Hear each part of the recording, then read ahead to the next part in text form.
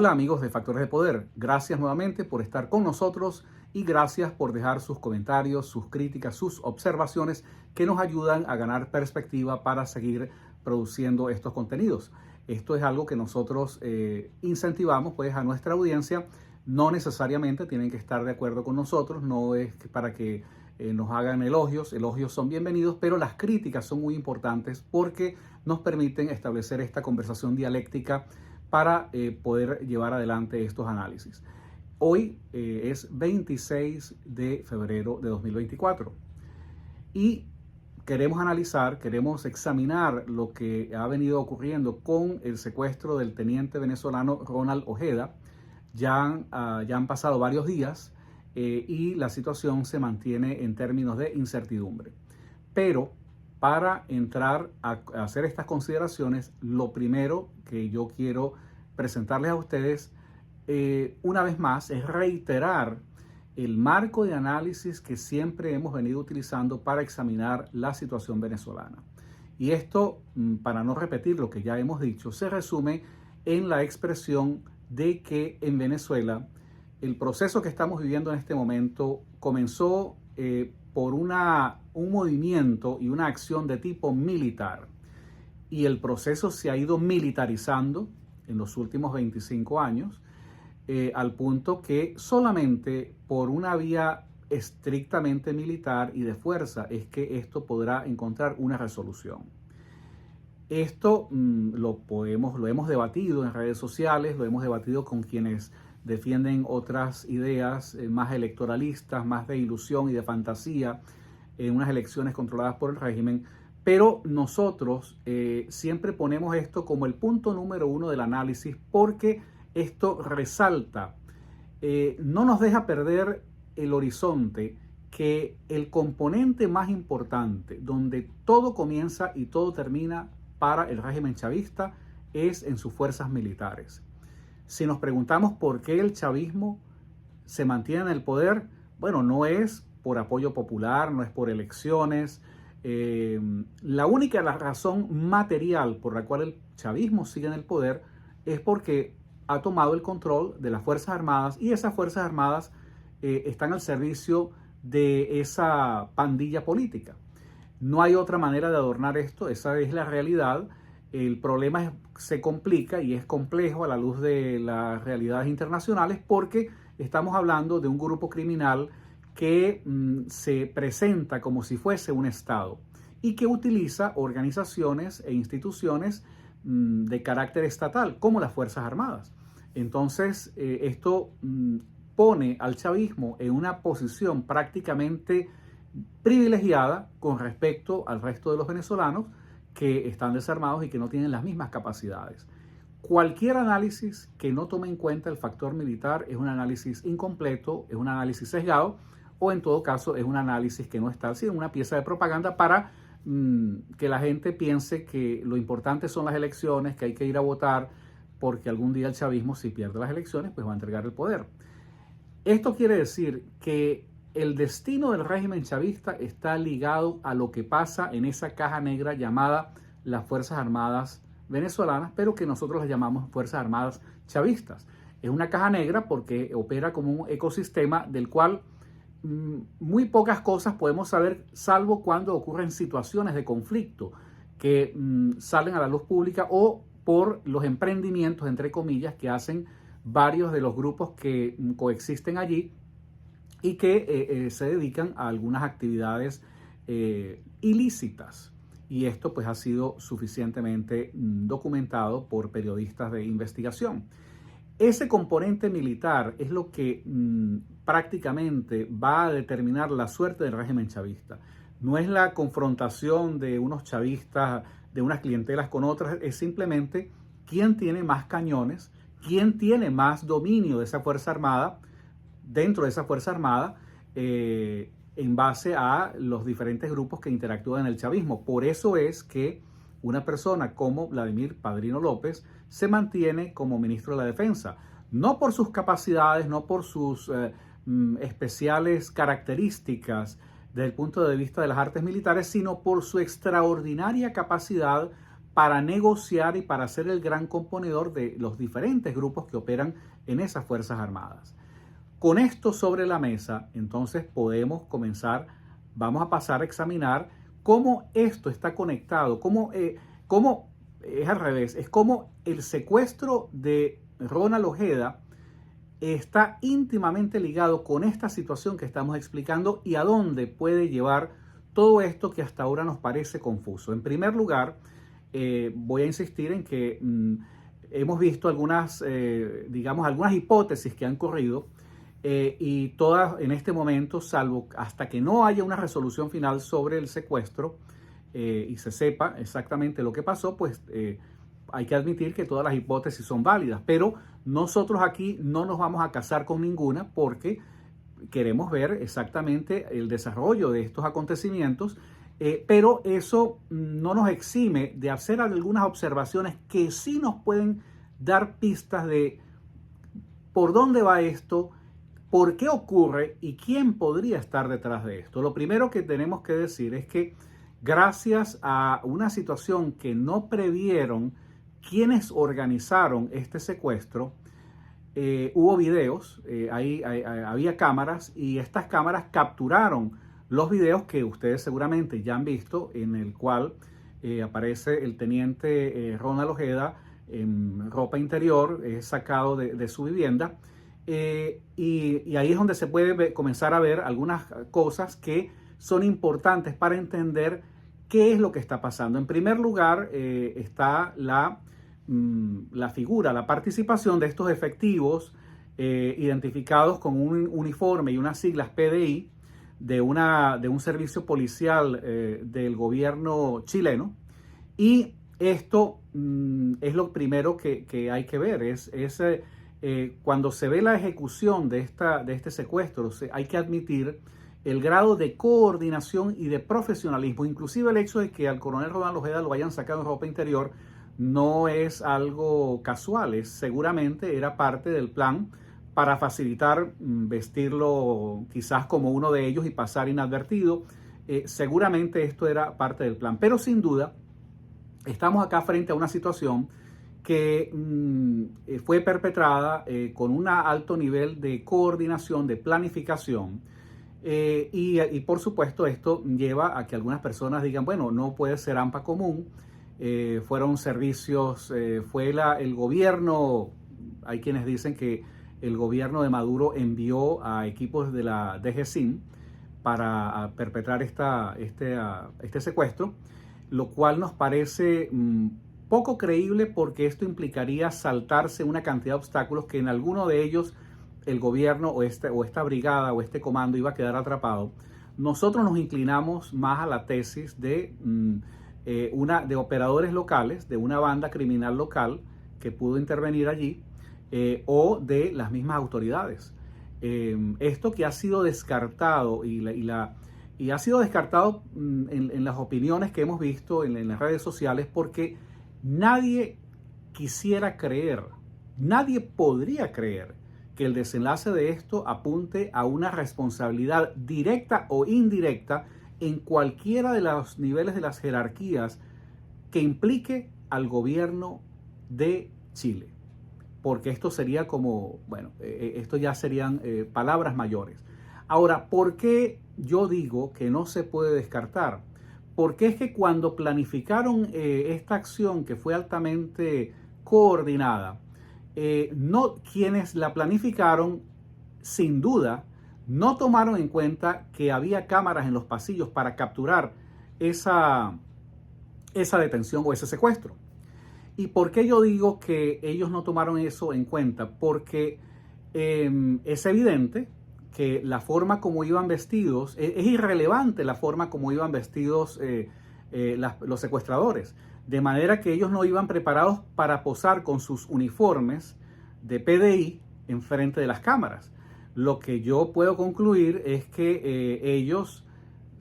si fuesen agentes de esa policía local chilena, ante la certeza o la ignorancia de que existían unas cámaras que lo estaban vigilando, pues no podían estar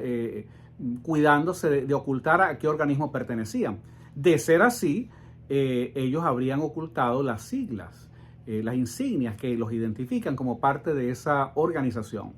Esto es una de las cosas que nos mueve a pensar que no se puede descartar algún tipo de conexión en cualquiera de los niveles de las jerarquías del gobierno de Chile en este evento. Lo otro que tenemos que decir es que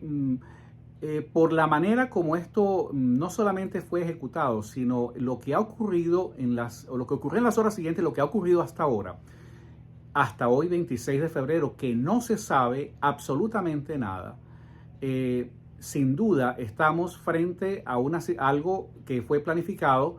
por una instancia que tiene la capacidad económica y logística para perpetrar una acción de este tipo. Esto difícilmente, posiblemente, si es una de las hipótesis que se manejan, si es que alguien o algún gobierno contrató a alguna banda local, bueno, esto significó el movimiento de una masa importante de dinero para pagar por una operación con ese nivel de sofisticación. E inclusive si se aceptase la tesis que nosotros descartamos de que el gobierno venezolano haya enviado agentes de la DGCIM, esto implicaría, por supuesto, un movimiento de dinero y de recursos logísticos. Lo que nosotros podemos decir es que por las características, por la persona, por la víctima, ¿verdad? Por la condición de la víctima, su condición de asilado político en Chile, por las características de este secuestro, sin duda estamos frente a un secuestro de tipo político, con motivaciones políticas. Y solamente una entidad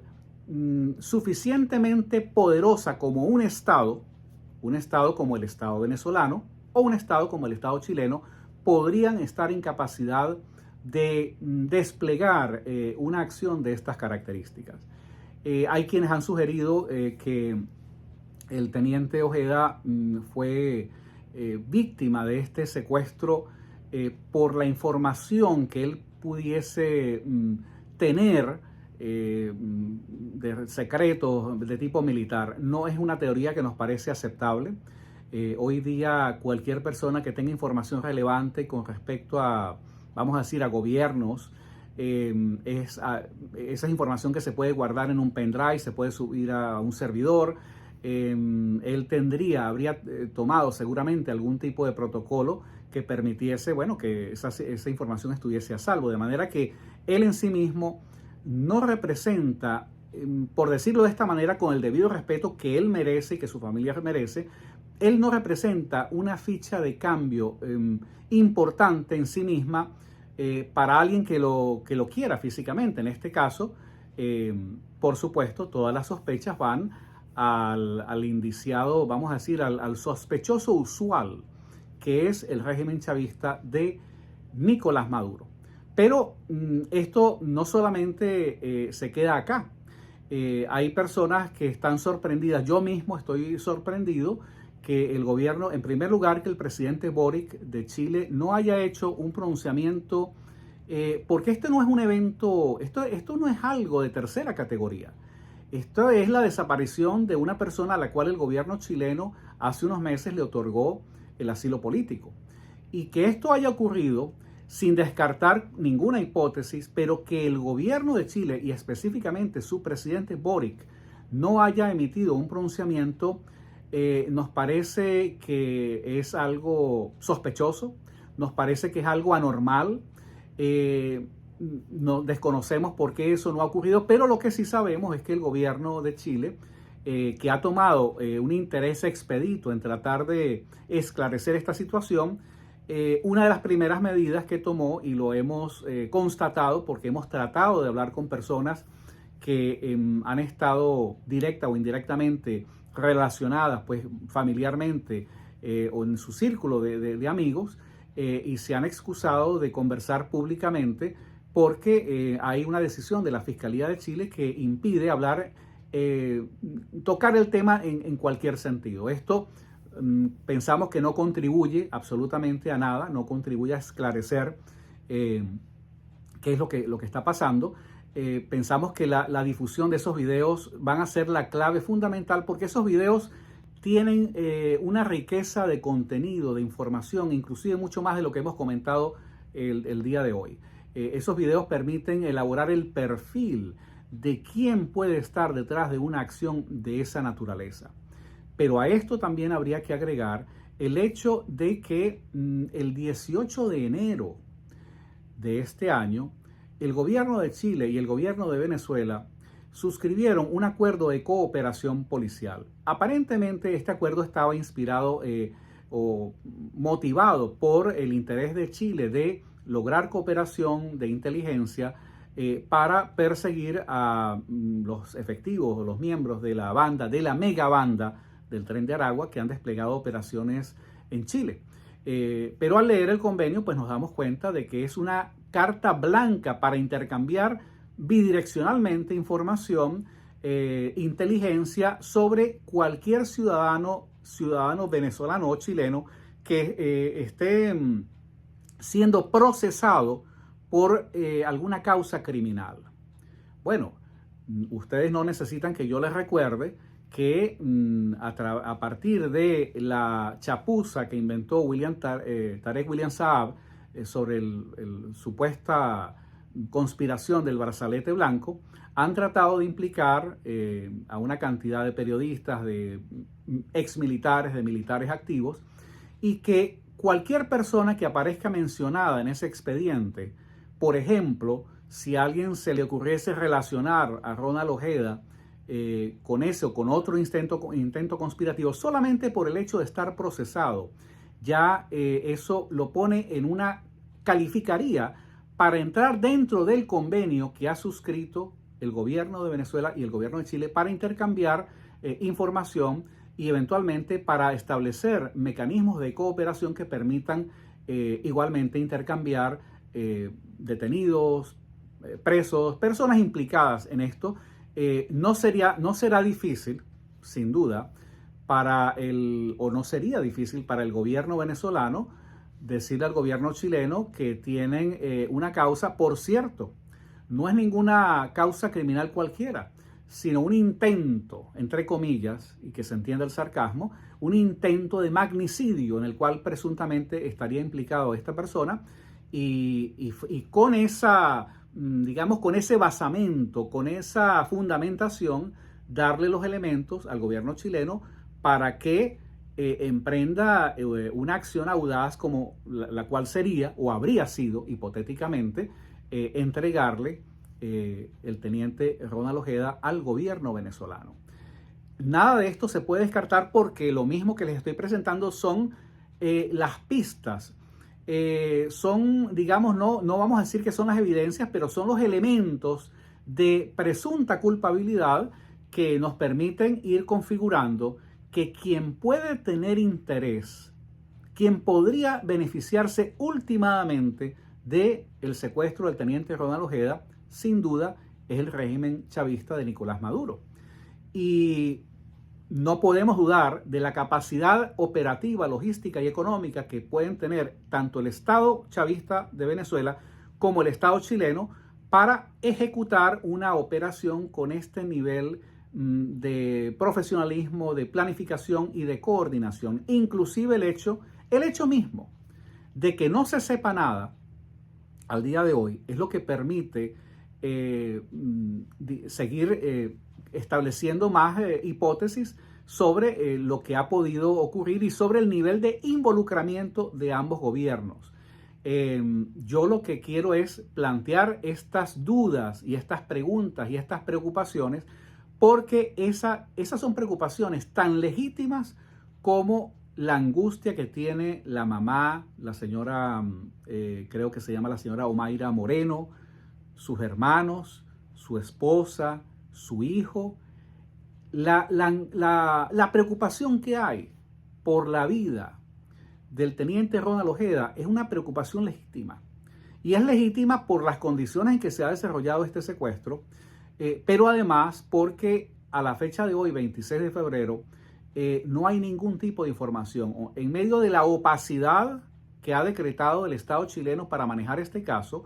lo cual no creemos que ayuda absolutamente para nada a esclarecerlo, lo único que pueden surgir son las dudas. Y cada hora que pasa tiene que haber más preocupación por la vida del teniente Ronald Ojeda, porque cada hora que pasa, sin que haya nadie que haya pedido un rescate, sin que haya ningún tipo de información, lo que hace presumir es lo peor. Por supuesto, nunca vamos a renunciar a la esperanza de que él aparezca con vida y de que todo esto se pueda esclarecer, porque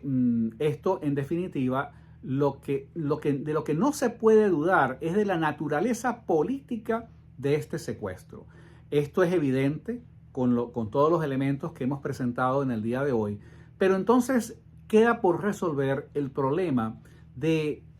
por qué. ¿Por qué secuestrar al teniente Ronald Ojeda si él no tiene información relevante? ¿Cuál podría ser? Es lo que tenemos que pensar. ¿Cuál podría ser el beneficio, la ganancia para el régimen chavista, que sin duda es el que aspira a obtener un beneficio de esta temeraria acción con este secuestro? Y acá es donde surgen otras hipótesis de la información que él ha podido tener. Hay quienes quizás también con justificación han alegado que el chavismo lo que intenta es dar algunos golpes que van a ser magnificados sin duda por su propia naturaleza, van a ser magnificados por los medios y por las redes sociales